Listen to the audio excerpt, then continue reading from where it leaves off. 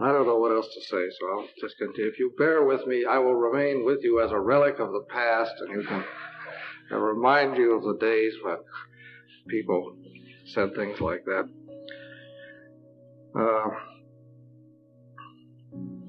Someone asked me to say something about Mother Sullivan. Well, I think that the thing that impressed me most about her is she's a very holy person. She's really holy. And there's another instance of that, of kind of exploding the myth that you can't be holy and an intellectual at the same time. Because of all the real intellectual people, I mean, the really intellectual people that I've ever known have generally been pretty solid people in other respects also. I mean, the mere fact of, when I say intellectual, I mean somebody that's fully developed. See, and she is a fully developed person, and you can see that her contact with the Bible and her scientific study of the Bible has meant a tremendous amount in her life, and that she's really got something. A very humble person, too, a very charitable person. And, of course, I would have liked to have heard a great deal more from her about the Bible and so forth, but we didn't have too much time. But anyway, she may come back. But it's very, very good to have people like that come around. It's fine to have contact with people like that. Then today, of course, I mean, the obvious topic, it would be Celtic monasticism, and I'm going to talk about that because it's an extremely interesting and important topic. But before I get to that, I have another note. Somebody wants me to explain what is nirvana. See? Well, I don't know. Does that mean, does anybody not have the faintest idea what that is? What is nirvana? Is anybody absolutely lost with this concept? You've never even heard of it before. Or you're just not admitting it. What is nirvana? I mean, just, not a scientific answer, but Brother Elias, what do you think? What does that communicate to you? A Buddhist, yeah. I guess, I don't know if the Hindus are after that too. I guess, but the Buddhists are. All right. That's, in other words, it's the culminating, the one idea that we all probably have of it is that it is what you aim at when you're a Buddhist, see, or even a Hindu. I'm not too sure but I mean, it's strictly, definitely, it's the culmination of the Buddhist life, see, nirvana. And it's equivalent to our concept of perfect union with God, and it's also equivalent to our concept of union with God in heaven. See, it is the final terminus of the religious life and quest in Buddhism. However, it does have special characteristics, and I suppose that's really the point of the question. See, in what way is nirvana different, for example, from the culmination of the Christian religion and so forth? Well, one of the things about it is what it literally means is extinction. See, so therefore the idea is somewhat negative. It presents itself to us as negative, whereas our idea of the term of our fulfillment is usually presented in a pretty positive way, yes? You say it's strictly a natural state. Well, they would say so, yes. See, I mean, it is defined by them purely as it's a natural metaphysical. It does not imply grace. See, but on the other hand, it does not imply just the fulfillment of your own effort either. You've got to be very careful with these concepts because you see, it's a totally different. The whole setting is different, but it is natural. We'll put it that way, definitely. I mean, they do not conceive this in terms of grace. See, and they conceive it in terms of a metaphysical realization, and it is what they say is what they are saying, and this is tied up in a whole picture of who we are and how the world is set up. See, and their idea is that basically we are all grounded in this absolute void. See, now, as soon as I start saying this, everybody's going to get all upset, and what are they talking about? So it comes, if you study their metaphysics enough, it comes to be almost the same as pure being, only they just state it negatively. See, And it's when you get into Buddhism, there's a very complicated way of talking about these things because they neither affirm nor negate, and they kid around in all sorts of funny ways to avoid getting into any kind of a bind, see, to avoid committing themselves to any kind of a statement that has an opposite. See, but so now nirvana is out of all that. It's the extinction of the individual self, of the individual phenomenal limited, contingent self, which is what stands in the way of the absolute. See, we'll see in a minute. I'll get back to this in a second. But now, when you really start talking about this, you've got to recognize that Buddhism is a very complicated phenomenon, see, and it's just as complicated as Christianity, and there are all kinds of different Christians. And the fulfillment of the Christian life might mean one thing to us, and another thing to the Baptists down the road, and another thing to somebody in southern Italy, and so forth. It might basically be reducible to the same sort of thing, but it gets to be pretty different in practice. And for many Buddhists, the idea of nirvana is very different, although they may explain it in the same way, but they conceive it very differently. Now, for example, in popular Buddhism, what they say about, well, the way they would explain nirvana to you is this. See, this is the ordinary Buddhist running down the street or whatever he's doing. He believes, in popular Buddhism, not the sophisticated, developed kind of Buddhism, he believes that there is reincarnation. See, and he believes that if you don't make it to nirvana in this life, if you make it to nirvana, you're out of the whole, what they call the wheel of birth and death. You don't have to be born again. You don't have to come back and do it over. See?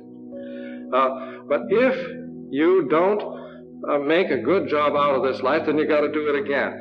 See? And if you don't make a good job out of the next one, you got to do it again. And you just got to keep on doing it until you get so fed up that you finally do a decent job.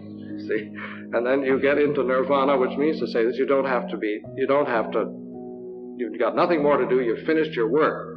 Now, this is not just, you can put this in a way that it sounds rather screwy, but actually it is quite a deep concept, which has sort of a mythical character, because the more sophisticated Buddhists do not believe at all that your soul sort of flits from body to body. See? Now, in Tibet, this is very important. They do believe that. In Tibet, they go to a whole lot of flim-flam to find out, for example, when the Dalai Lama dies.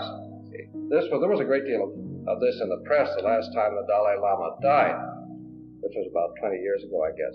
They immediately go hunting all over the place to find a baby that was born about the same moment that he died, see?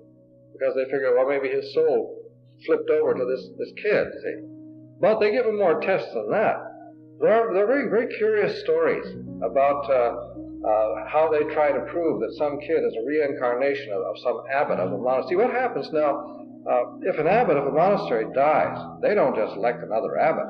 See? They go hunting around to find some little kid that was born about the time he died, and then they bring this little kid into the monastery, and they put him through various tests, and they'll give him, say, they'll put a half a dozen rosaries on the table. Take a rosary.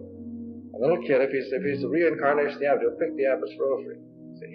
And they'll say, they'll put him through all sorts of little things like this. And they claim that it works out like that. I'm not making an affirmation of faith in it myself, but they say this, see? And they've got a whole system. But that's Tibet. But a very sophisticated Japanese Buddhist, for example, will not at all believe that the individual soul goes on to another individual body, and they don't hold that at all, see? And they say that what the whole thing really means is that you have to really become a saint in this life, and if you don't, you've got to do it in the next life. And you've got to really fulfill your meaning, your reason for existence. And if you have to be born again, it's just a way of saying you haven't fulfilled your reason for existence. It's the same as us saying you have to go to purgatory. See? You haven't done a complete job, and you've got to finish it off somewhere else. Okay.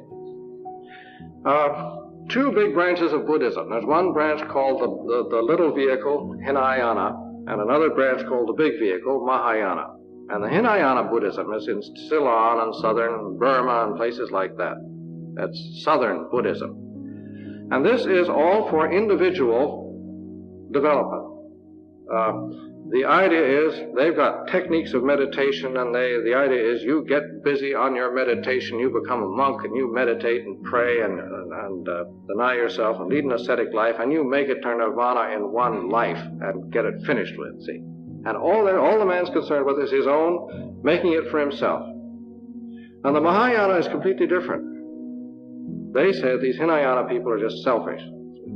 What's the idea? What do you go just make it for yourself for? Just get out of the wheel of birth and death and leave everybody else suffering. And so the ideal of the Mahayana Buddhist is to become not to go into nirvana, but to become what they call a bodhisattva, which is to say, is a person who is eligible for nirvana, but refuses it until everybody else is ready. See, in order to remain in the world and help save every living being. So that the ideal of Mahayana is an ideal of compassion. See, the ideal that he is going to, although he is ready for nirvana, and I haven't met, but Daniel Lu, the first time Daniel Lu was down here, he was telling me about somebody that he had met, some Asian that he had met, some Buddhist that he had met, who had a monk who had arrived at the point where he was ready for nirvana, and then he said no. See, I'm going to stay in the world and live among other people and try to help all these suffering beings. See? And to identify himself with all these suffering beings until everybody is ready, and then they all go into nirvana. See? Well, okay. In Zen, you're liable to get a statement like this. Somebody will ask a Zen master, what is nirvana?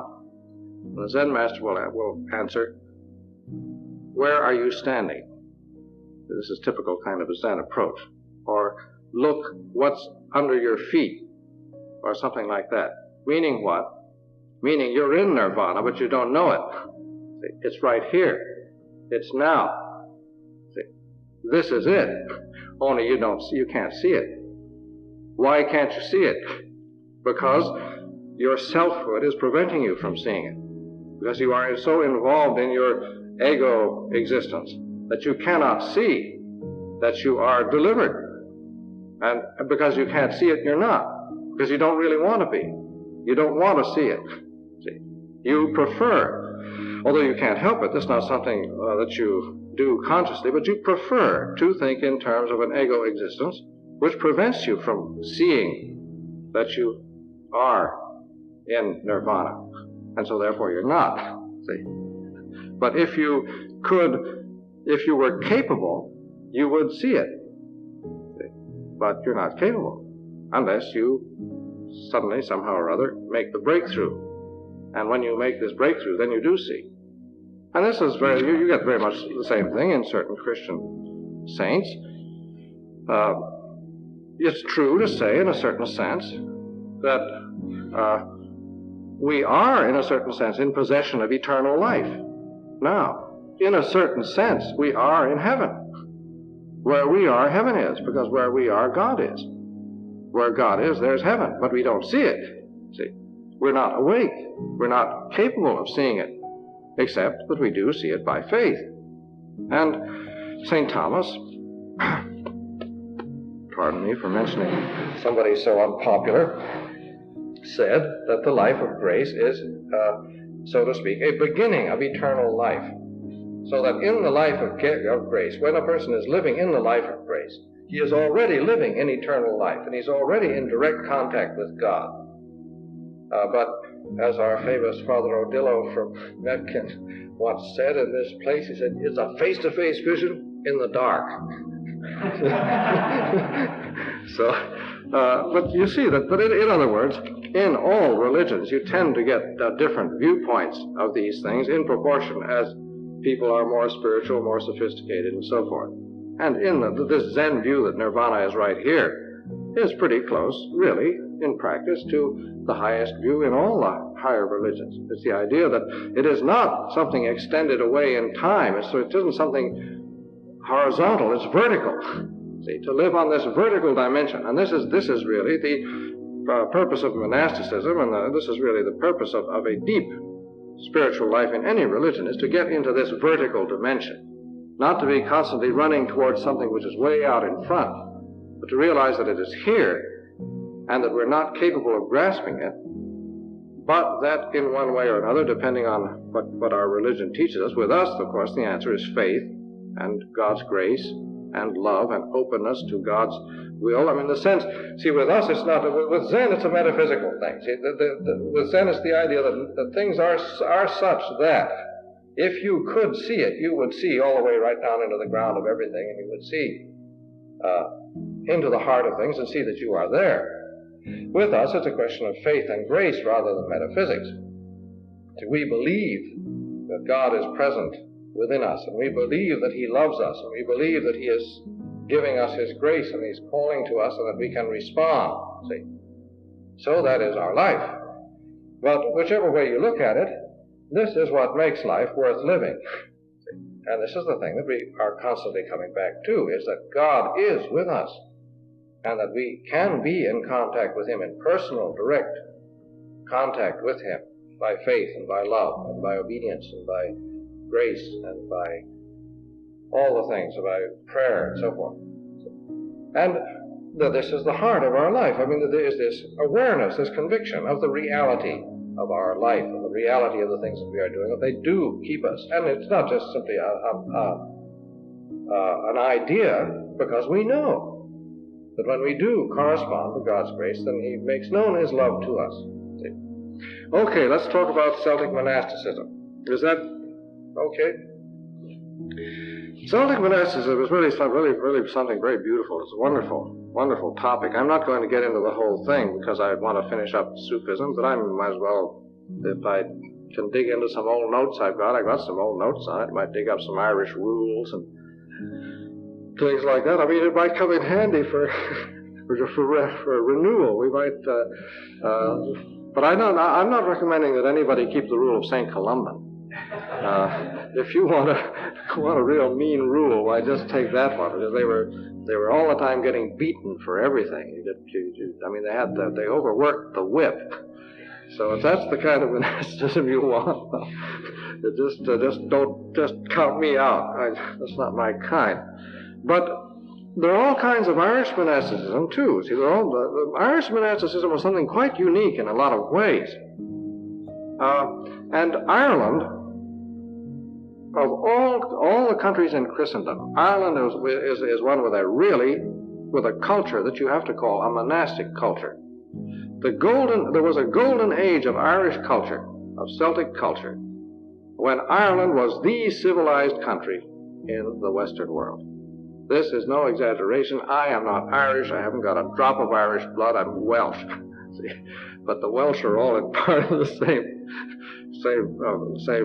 We're not quite the same kettle of fish. I mean, the Irish are a little less crazy than the Welsh. I mean, the Welsh are the most far out Celts that there are, but they're very mysterious, strange people. The Irish are just Irish. See?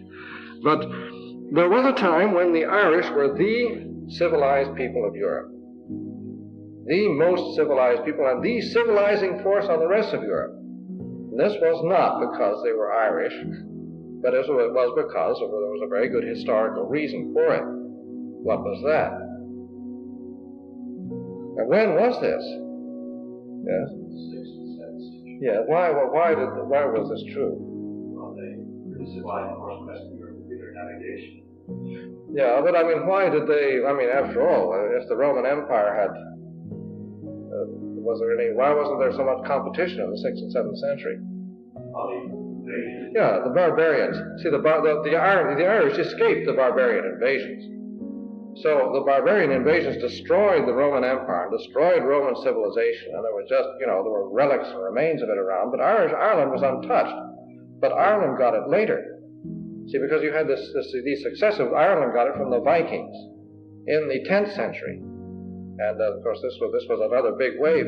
This history is very interesting. It's one of the most interesting periods of history, is the 6th to the 10th century. It's really because things were really tough then. And these invasions, these constant waves, one after the other, it's fantastic, because all modern Europe was produced by these invasions, see. All the non-Celts around. See, the Celts were the original people. The Celts and the Basques, and Celts in the center of France, and the Basques and people like that in certain parts of Spain were the original people. And then all these barbarians came in, see, and either pushed the Celts over into Wales or Ireland, or pushed them down into Spain. Then you got the Goths and the Visigoths and the Ostrogoths then the Danes and the Anglo-Saxons and the Vikings and all those people, the Normans and so forth, and the Franks and all these people, see, came in and created the modern countries. France and Spain and so forth were all the product of these invasions. But the Irish in the 6th and 7th century were the cultivated, real civilized people in Europe, and they had a monastic culture. Now, this is not due to the saint of the day. See, St. Patrick, with all due respect to St. Patrick, I bow to St. Patrick, and I honor St. Patrick, but he was not a monk. Although he's said to be, some people hold that he went to the monastery of Lerins. Incidentally, you know the horrible truth about St. Patrick? The dreadful truth about St. Patrick was that he was an Englishman. Only you can't say that he was an Englishman because the Angles hadn't come, and he was a Briton. See? So therefore, he was a Celt from England. See, he was one of the Celts in England that were there before the Anglo-Saxons came in. So he was like an Irishman. He was just a Celt from England. But you could say that he was a Briton. But of course, you have to say that and then duck.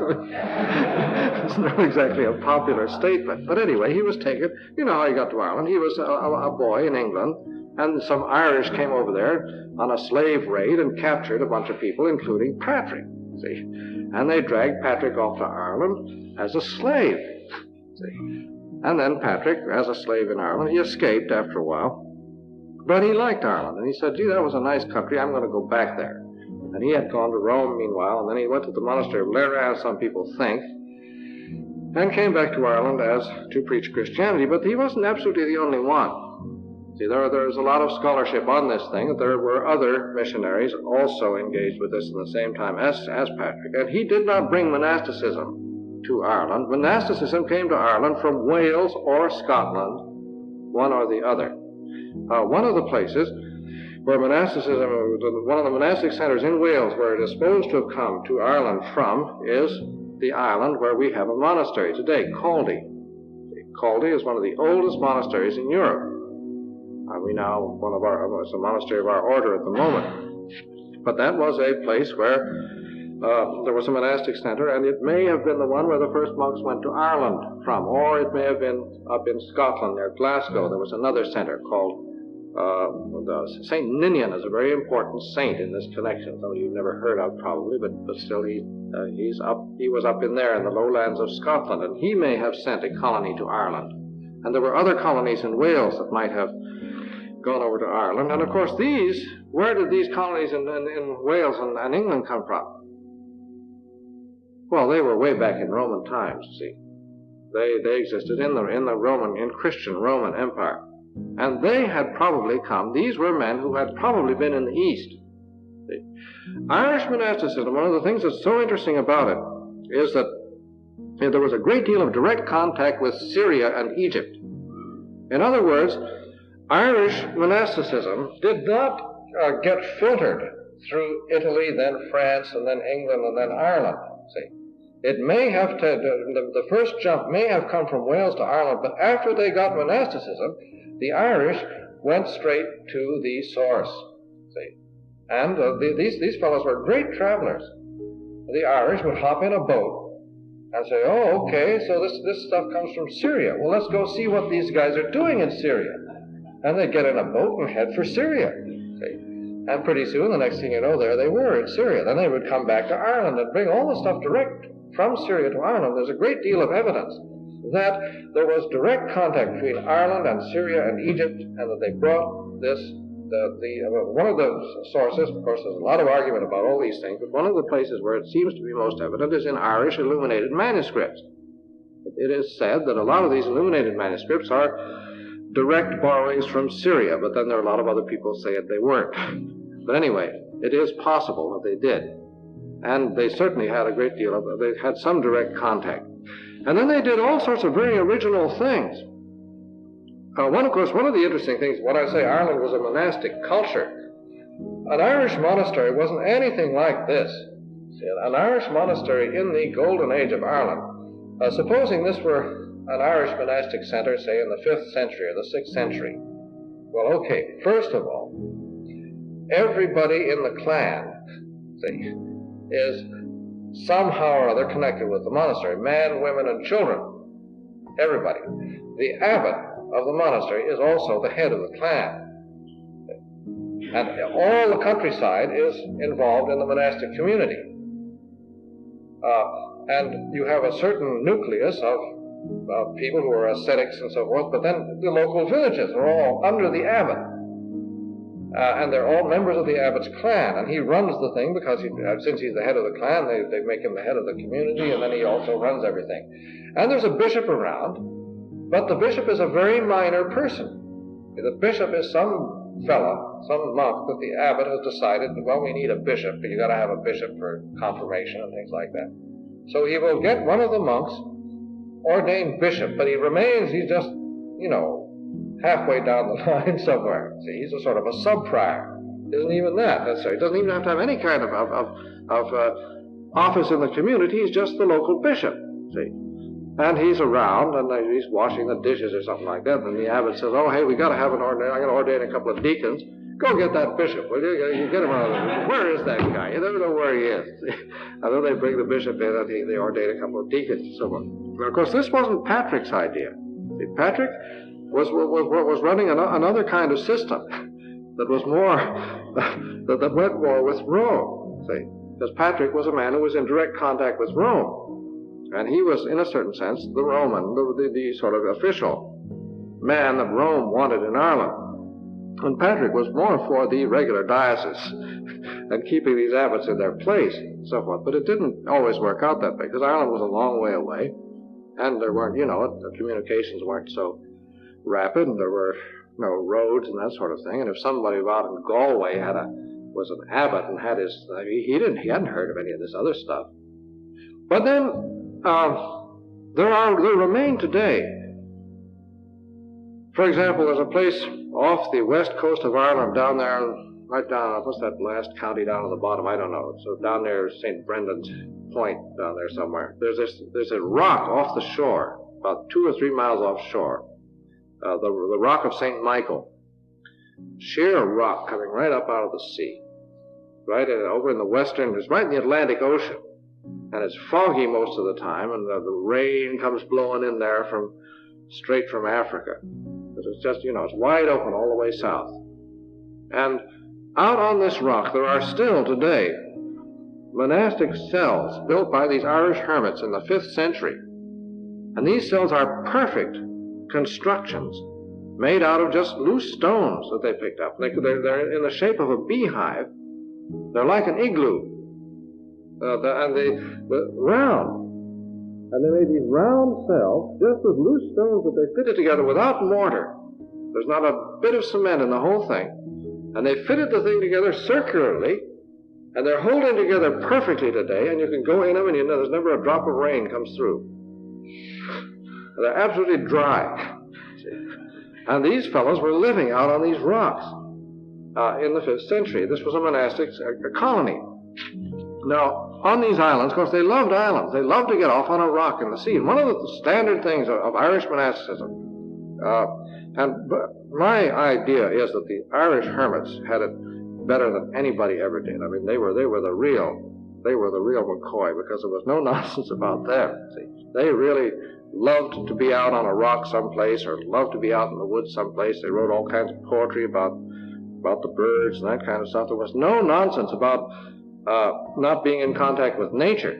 They were very much in contact with everything. They loved creation. They were very Franciscan, and a great deal of praise of God and so forth. And one of the things that you did in an Irish monastery, if you were Cenobites, come summer, if you wanted, you could get permission to hop in a boat and head for some rock out there. Suppose you're up in the north of Ireland, well, you know that over there is Scotland, and there are hundreds of islands off the coast of Scotland. So you go to the abbot and say, can I take the summer off? I want to go up to one of those islands out there. I want to find an island that nobody else is on, and I want to spend the summer out there with the seabirds. Live on an island with thousands of seagulls. So they do that. They get permission. They'd head for one of these islands, and a man would just sit on a rock in the middle of the sea all by himself for the summer. See? meditate, pray, and so then when it starts getting real nasty, I mean, the fall comes along, the weather gets better, then he heads back to the monastery. And he's in the monastery for the winter. And then he studies and, reads all the new books that have just been transcribed and that sort of thing. And then the next summer he goes back off on this rock without any books and then sort of a sack of bread, and he fishes and eats fish and eats seagulls' eggs and things like that. This was a standard thing. And so one of the things that they did too, of course, the ideal of Irish Christendom was martyrdom. But since you weren't that likely to be martyred so easy, they had various kinds of martyrdom. And they had three colors of martyrdom. There's red martyrdom, and there's white martyrdom, and there's green martyrdom. Red martyrdom is straight martyrdom, where you go, you would go someplace where there were people who didn't like Christians and then get yourself killed. But it was, where that usually was in the 6th century, was Germany. See? You would if you wanted red martyrdom, you would make a beeline for Germany and get down in Bavaria someplace where they were still killing Christians, see, and get your head chopped off or something.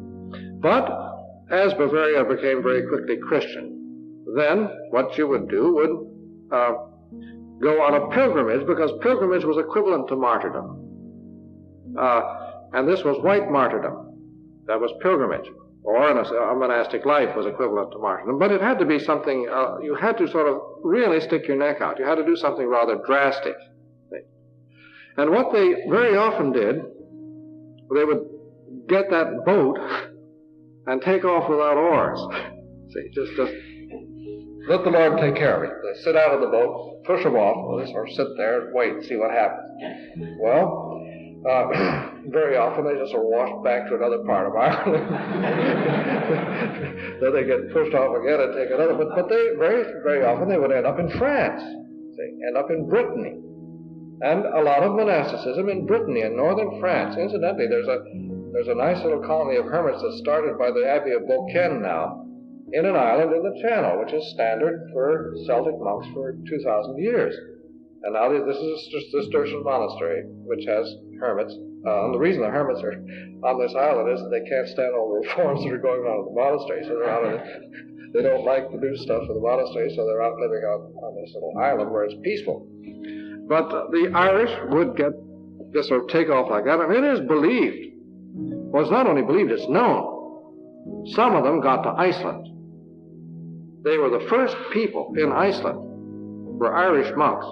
Unless maybe Eskimos, I don't know. But the first traces of any kind of civilization in Iceland, were Irish monks. When the Vikings got to Iceland, they found Irish monks there.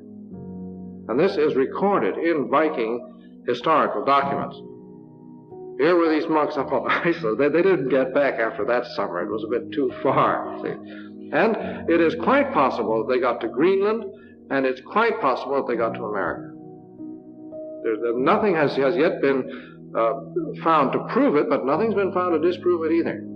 And I personally will be the last man to be surprised if someday they find some traces of something way the heck up by Duluth or something like that. These cookies probably found the St. Lawrence River and ran right the way up to the end of the Great Lakes. I wouldn't be surprised at all. I mean, it's quite possible. And there is even of course they could have run into some very interesting things in this country here. Because there were some fantastic things going on in this country way back then. There were some fantastic Indian civilizations that disappeared before the rest of the white people got here. These fellows that were making these mounds up around here in Ohio. You see, they disappeared by the time the white people, the Americans, came out here. They weren't around anymore, but they've left these mounds. Very strange mounds. There's one mound up back of Cincinnati somewhere. It's a long thing. Seen from the air, it looks like a snake going across the country. And nobody's ever figured out who did these things. Well, they know that they know who did it more or less, but I mean, they have no real details about them. So all sorts of funny things could have happened. Another thing that they would do, a standard procedure for an Irish monk, was to say, well, I'm taking off to look for the place of my resurrection. And the abbot would say, okay, son, go in peace. And he would head for wherever he was never. Maybe he would head for Jerusalem. See, maybe he'd say, the standard thing, if you're a Christian in those days, well, I'd like to go to Jerusalem and then settle down. And you find the place of your resurrection you get the word, so to speak, when you get there. And when you find the place of your resurrection, then you settle down as a recluse. If it's a Christian country, you settle down, you get yourself walled into a little hut on the side of a church, see. And this is your tomb, and you're dead. See, you say, well, this is it. This is the place of my resurrection. Why move any further? Adjutorium nostrum alone,